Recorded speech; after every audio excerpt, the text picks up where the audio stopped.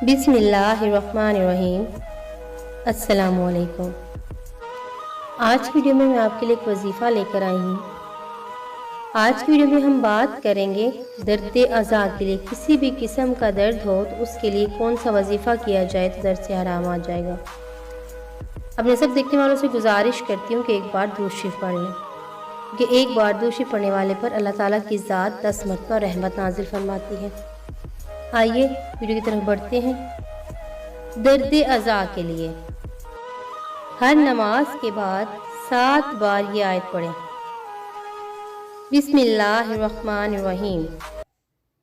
لو أنزلنا هذا القرآن على جبل لرأيته خاشعا متصدعا من خشية الله وتلك الأمثال نضربها للناس لعلهم يتفكرون۔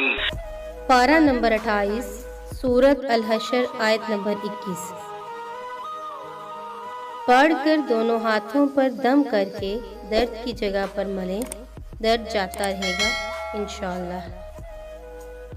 वीडियो को लाइक, शेयर और कमेंट करके अपनी मोहब्बत का इजहार ज़रूर कीजिएगा। वीडियो कैसी लगी ज़रूर बताइएगा। वीडियो देखने का बहुत शुक्रिया। अल्लाह हाफ़िज़।